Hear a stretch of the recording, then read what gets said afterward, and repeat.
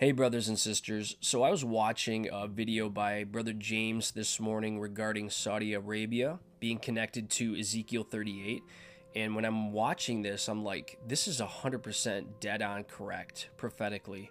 And what he does is he does an excellent job connecting the prophetic dots and how Saudi Arabia is going to play a huge role in getting together with Israel to produce this false peace and security. With Trump being back in office, if you remember back in 2020 with the Abraham Accords, he worked with Saudi Arabia and a few other countries in Israel to broker this kind of partnership. And we know with Israel being an economic power in the Middle East, Saudi Arabia is also a huge economic power in the Middle East. Both have rich natural resources. Their economies are booming. And so we see prophetically the stage being set for these two nations to join in a coalition to support one another. Now, what James does is he ties Saudi Arabia into the scenario where Gog and Magog invades Israel when they're experiencing their false peace and security during the tribulation period, when they're dwelling in unwalled villages, as it's laid out in Ezekiel 38 and 39, and how Saudi Arabia just kind of stands back and says, what are you doing? What, have you come to plunder goods? And so I believe, and what I'm going to do is I'm going to play a short 2-minute clip from James's video so you can see what I'm talking about. But I want to provide commentary on the map.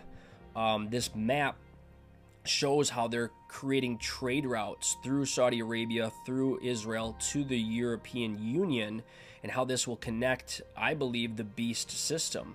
I believe that Babylon will be literal Babylon in the land of Shinar, and that this commercial headquarters for the Antichrist will be in modern-day Iraq, in Babylon. And I believe that Saudi Arabia bringing all these nations together through this false peace and security, through this economic prosperity, we can see the prophetic dots lining up. So I'm going to play that clip for you here from Brother James's presentation, and then I'll provide a little commentary on the back end. So here's that clip.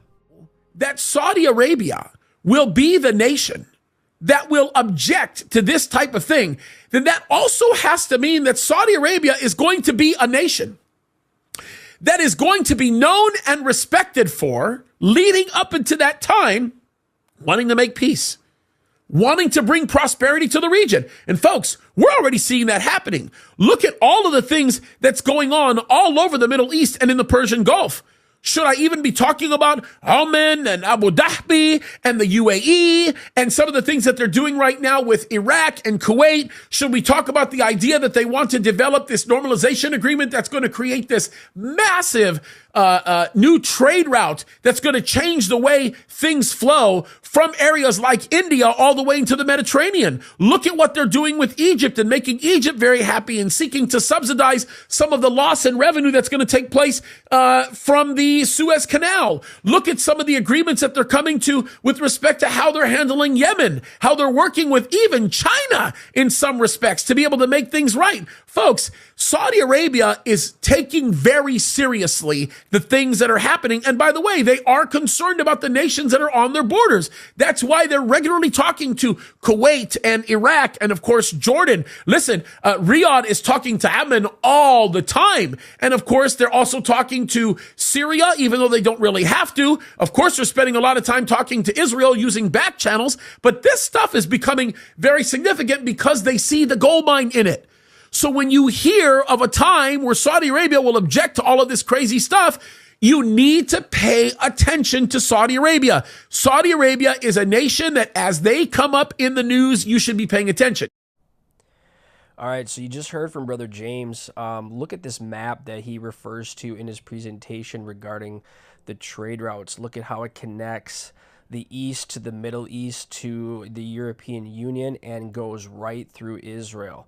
And we know that this Daniel 9:27 covenant will be confirmed with many, meaning Israel, to start the 7-year tribulation. And I believe this is laying the groundwork for the tribulation period where the Antichrist will rule the 10 kings, the world empire, the fourth kingdom talked about in Daniel 7.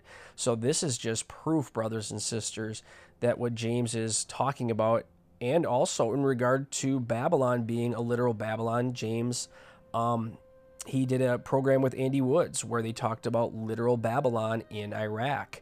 And it's not so far-fetched, as we can see a lot of the economic trade routes going right through that region and connecting the seas, the ports, and all the different things there. Also referred to this screenshot that I took from his video, why we should pay attention to Saudi Arabia. Number one, it helps you better understand the future and direction of the Islamic world in the years to come.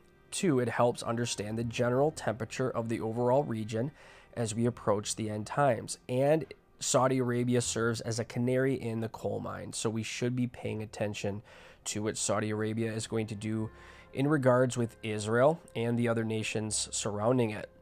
How are they going to use their economic force, their military force to produce a false sense of peace and security? Because we know that true peace cannot come unless the Prince of Peace, Jesus Christ, comes. And we know that the first seal in the tribulation will be that false peace. So everything is lining up, brothers and sisters. We see Trump, the reviving of the Abraham Accords, Saudi Arabia, Israel, Iran, Russia, Turkey, this Gog-Magog alliance. All of these things are shaping up in the Middle East with war, World War III, etc. So keep your eyes to the skies, brothers and sisters. We're getting close.